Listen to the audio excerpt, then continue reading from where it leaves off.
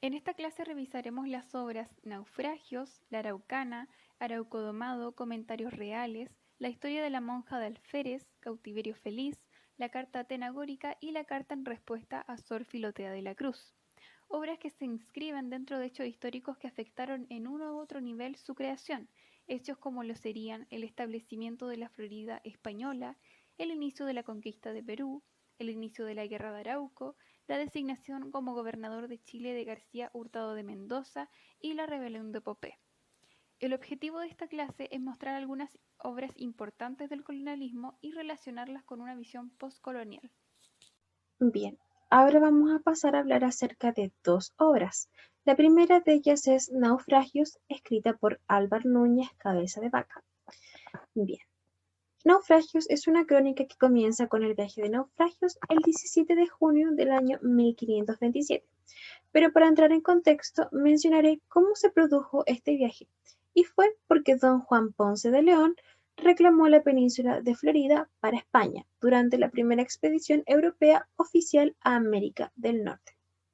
Y esta reclamación fue extendida a varios exploradores, y entre ellos se encontraba don Panfilo de Narváez, que era el gobernador a cargo de la expedición y cuyo propósito era conquistar las tierras de Florida. Él llevaba a su disposición 600 hombres, pero muchos de ellos abandonaron su viaje en la isla de Santo Domingo. No pasó mucho tiempo desde que pisaron tierra para sufrir ataques por parte de los indios y sufrir también por la escasez de alimentos y también de agua. Fue en aquellos momentos en que se encontraron con un indio que poseía riquezas y alimentos, y él dijo que todo aquello provenía de un lugar llamado Apalache, por lo que decidieron viajar hasta allá. En su recorrido a Apalache sufrieron reiterados ataques por parte de los indígenas y se encontraban en condiciones deplorables y escasez de alimentos y de agua. A causa de esto, muchos hombres perdieron la vida, pero finalmente encontraron indígenas pacíficos que les brindaron la comida y el refugio necesario para sobrevivir. A pesar de la desconfianza y el temor por terminar convertidos en sacrificios, porque ese era el pensamiento de la tripulación, Cabeza de Vaca convenció a aquellos que confiaran en los indios porque él aseguraba que ellos no eran como estaban pensando. Las obras La Araucana y Arauco Domado se encuentran dentro del contexto de la primera etapa de la Guerra de Arauco, o para ser más específicos, dentro del periodo de conquista de Chile que ocurre dentro de los años 1540 y 1598. La primera obra es La Araucana, escrita por Alonso Ercilla y Zúñiga y se publicó en tres partes, en 1569, 1578 y 1589 respectivamente. Es considerada una de las obras más importantes de la conquista y fue el primer libro que dio a conocer al Reino de Chile en España y en gran parte de Europa.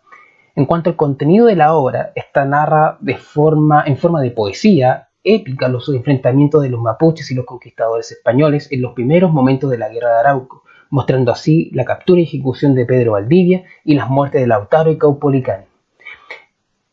El contexto de la obra se da dentro de la primera parte de la Guerra de Arauco, que, tras la derrota de Pedro de Valdivia, García de Hurtado y Mendoza llega al Reino de Chile con Ercilla en 1557.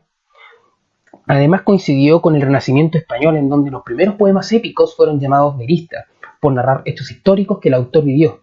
Y es por esto que la obra, desde otras perspectivas, es considerada aún como crónica.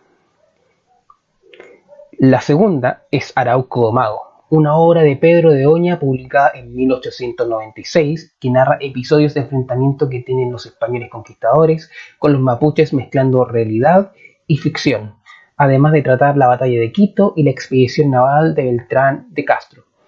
En esta obra comienza con hacer saber que el virrey de Perú eligió a su hijo como salvador del reino de Chile. También sobresalen el interés de los episodios amorosos entre Caupolicán y Fresia, la medida ejemplar hacia Galvarino, quien fue liberado por los españoles, aunque con sus manos cortadas, y el rito en el canto 2, que los agoreros vaticinan la llegada de un nuevo gobernador con que Arauco será domado, entre otros episodios. En esta obra se busca realzar el nombre del gobernador y la supremacía española. Lo anterior se aprecia en el canto 11, que dice así: ¿Qué víbora, qué sierpe ni culebra se puede comparar al araucano? Por el contrario, Ercilla hace más una descripción de los mapuches en el canto primero, que dice así: son hombres que de súbito se airan, de condiciones feroces, impacientes, amigos de domar entrañas. En síntesis, el poema épico de Oña es una obra en la que el yo poético sirve a los conquistadores, con una visión completamente eurocentrista. En cambio, la obra de Ercilla tiene una visión más neutra y descriptiva. A continuación le doy el pase a Estrellita. La siguiente obra es Comentarios Reales, escrita por Inca Garcilaso de la Vega. En breves palabras, Comentarios Reales trata sobre la historia, las costumbres y las tradiciones del antiguo Perú, en la que se centra principalmente en el periodo Inca.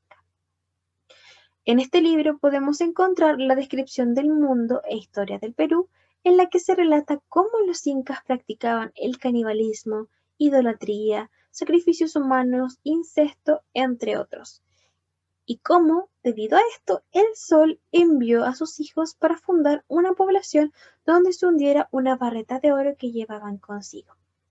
También el libro abarca sobre la idolatría de los indios y su creencia por la inmortalidad y la resurrección del alma.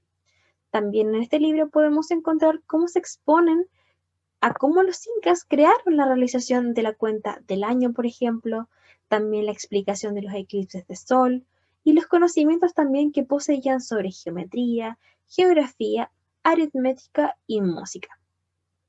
Además, el libro relata la vida y los hechos de los incas Maita Capac y Capac Yupanqui, y también la descripción de casas reales de los indios, y también finalmente describe cómo eran las colonias realizadas y también las conquistas. Ahora les voy a hablar sobre la historia de la monja de Alferez, de la autora Catalina de Erauso. Cabe acotar sobre este punto que no existe el manuscrito original de la obra, lo que ha suscitado una serie de dudas sobre su veracidad como autobiografía, ya que no se ha comprobado con certeza si fue la propia Catalina de Erauso quien escribió este texto. Esta obra fue escrita en el año 1624, pero fue publicada en el año 1829. Este relato cuenta las aventuras de Catalina de Erauso, quien luego de escaparse del convento donde se encontraba recluida, se disfraza de hombre para embarcarse en una expedición a América, en donde se termina uniendo al ejército español como soldado. La historia se desarrolla en el contexto de la conquista de América, proceso del cual participó la autora en las luchas de Potosí, Bolivia, el Cusco, Perú, y en la Guerra de Arauco en Chile, en la que alcanza el grado de alférez de la compañía. Este texto ha sido controvertido no solo por la historia de la monja de alférez, sino que también porque no se narra desde el espacio íntimo, ya que según Pérez, el disfraz de hombre le dio la posibilidad a Erausto de salir de ese espacio interior, casa-convento, al que estaban confinadas las mujeres. Este va a ser el factor principal que diferenciaría la obra de otras autobiografías escritas por mujeres de la misma época. A continuación, les voy a hablar sobre Cautiverio Feliz y Razón Individual de las Guerras Dilatadas, del autor Francisco Núñez de Pineda y Bascuñán. Esta obra fue redactada en 1673 y en ella se narran las experiencias del autor durante los meses que estuvo en cautiverio entre los guerreros mapuches tras caer preso en la batalla de las Cangrejeras en 1629. Esto en el contexto de la Guerra de Arauco. Tras el transcurso de la historia, se observa cómo el autor convive de forma amistosa con los mapuches, aprendiendo su cosmovisión, organización política y sus costumbres. Esta obra constituye un encuentro entre dos culturas desde la convivencia y el entendimiento. Por otra parte, también incorpora una crítica hacia el sistema de encomiendas y los abusos cometidos por las autoridades coloniales. Sin embargo, nunca llega a dar una crítica estructural hacia las relaciones de poder entre los mapuches y las autoridades coloniales. Las presentes obras corresponden a cartas publicadas en Nueva España en el Virreinato de México. Tanto la carta atenagórica como la carta en respuesta a Sor Filotea de la Cruz fueron escritas por la religiosa y estudiosa novohispana Sor Juana Inés de la Cruz, y se enmarca dentro de los cuestionamientos que ella establecía en contra de algunos pensamientos de Antonio Vieira, del jesuita Antonio Vieira. Cabe mencionar que estas fueron escritas unos años después de la rebelión de Popé, en la cual los originarios de esta zona se rebelan en contra de la conquista española, hecho que pudo haber dado a la escritora una nueva visión sobre lo que es la libertad.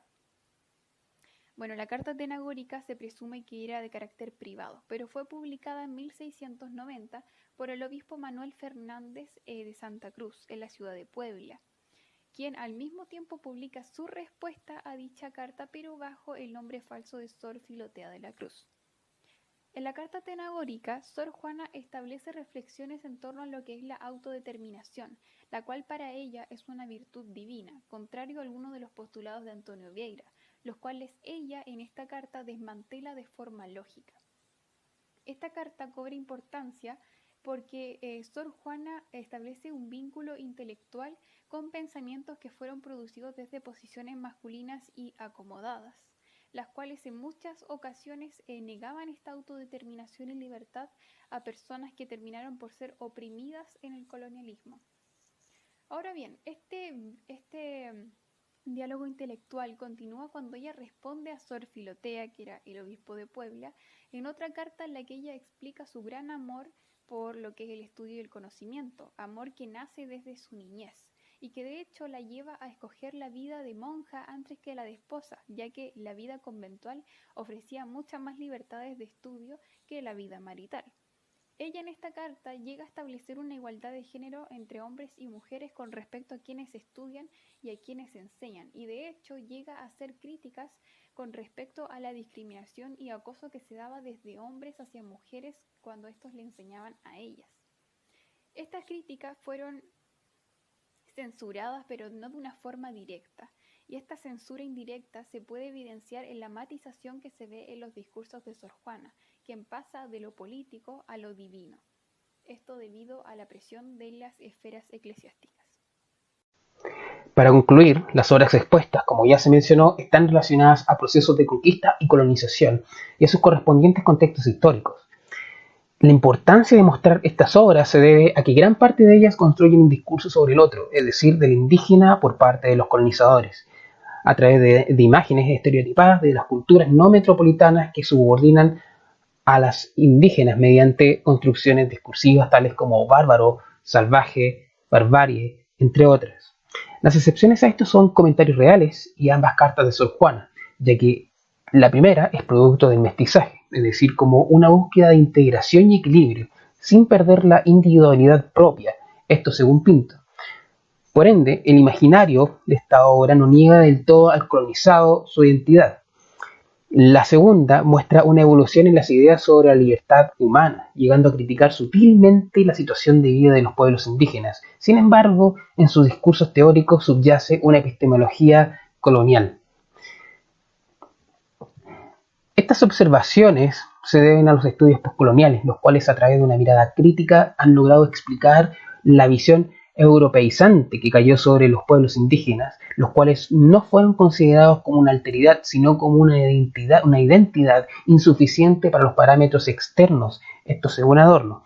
Desde esta visión se concibe la literatura colonial o discurso como una esencia unitaria, una realidad posible de ser clasificada, conocida y controlada sobre un otro, y que da cuenta de las memorias que han formado a las identidades latinoamericanas actuales. A continuación será expuesta la bibliografía utilizada en este trabajo. Gracias.